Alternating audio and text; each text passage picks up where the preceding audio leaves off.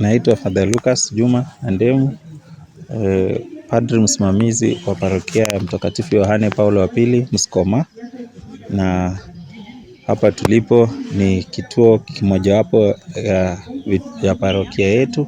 Hapa ni Holy Family Siaka Sub Parish, ambapo tumekuwa na misa ya pili kwa ajili ya siku ya matawi ama siku ya mitende.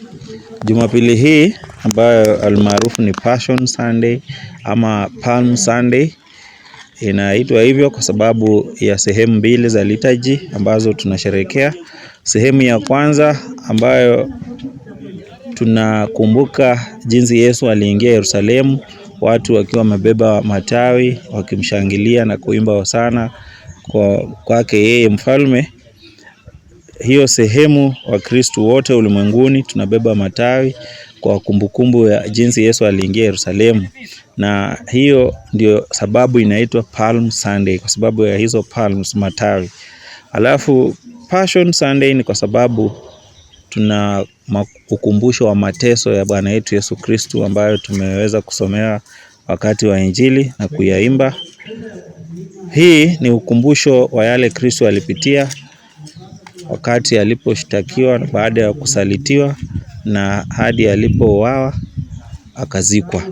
So siku hii Wakristo wanaalikwa, tunapoanza wiki hii maalum ya kutusongesha kileleni mwa maisha ya Kristo na baadaye ufufuko, tunaalikwa tuweze kwanza kukaribisha uhusiano wetu na Kristo, ili anapofufuka tuweze kupata ukombozi huu alioleta kupitia ufufuko wake. Tunaalikwa wale ambao hawajafanya kitubio wiki hii tumalizane na kitubio ili tuwe safi tunaposherehekea kifo na ufufuko wake. Jinsi viongozi wa nchi hii wamekuwa wakijibizana kwa maneno makali na cheche za matusi, kama Mkenya, kama kiongozi wa kidini, jambo hilo kwa kweli halikuwa la kufurahisha, na ni kuwapa tu himizo wao na wengine ambao wakati mwingine tunaumizwa kwa ajili ya maneno ya watu, kwa sababu ukiangalia wengine walikuwa wanajibu baada ya kuambiwa. So kwa mfano wa Kristo ambaye alikemewa, alitusiwa, alitemewa mate na kufanyiwa dhuluma zote, na kwa mujibu wa Isaya kwa mujibu wa nabii Isaya anasema yeye alitulia na kunyamaza kama mwana kondoo akipelekwa kichinjio. Tunawaalika basi, tunawaomba waweze kutuliza hasira, waweze kuwa wapole wa kujibu wakati wanapoambiwa yanayowaudhi, kwa sababu kwa kujibizana huko tunavuruga amani ya wengi, na viongozi kwanza kama rais ndio anaunganisha Wakenya wote.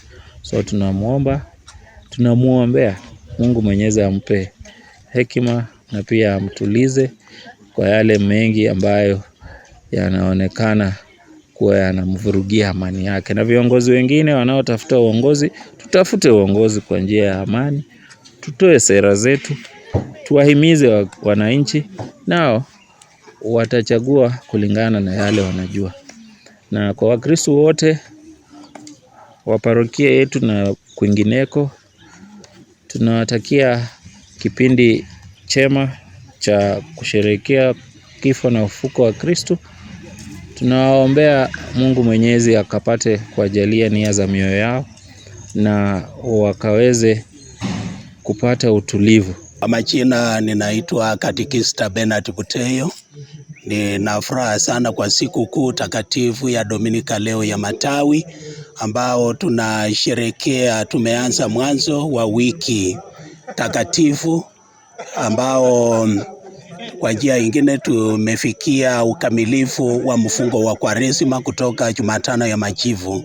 Kwa hivyo kwa siku ya leo Dominika hii takatifu ya Matawi ni mwanzo wa wiki takatifu ambalo tunahimizwa sana kujitayarisha vizuri sana kiimani, matumaini, maana ni kilele chenyewe ambayo tunakaribia kusherehekea siku ya ufufuko wa Bwana wetu Yesu Kristo kama mkombozi. Kwa hivyo Tumeanza kwa shangwe. Matawi ni dhihirisho kwamba Kristo ni Bwana mfalme anaingia Yerusalemu, na Yerusalemu ni mji ambao unalinganishwa na maisha yetu, imani yetu, roho zetu, ya kwamba Yerusalemu ya leo ni mioyo yetu. Tumshangilie aingie na apate kututakaza kwa mateso yake na msalabani kwa siku kuu ya Ijumaa Kuu, ambayo tutakuwa na maandamano ya kufuata njia ya msalaba ambao ni ukamilifu wa mateso ya ukombozi. Kutokea hapo tutakuwa sasa tunaanza Pasaka ambayo ni ushindi wa Kristo kwa ufufuko wake. Kwa hivyo ni himizo kwa Wakristo wenzangu ya kwamba tuweze kujitayarisha vizuri, tukae vyema, tuwe macho kwa sala, tuwe na bidii kwa sala, na tuwe karibu sana na misa.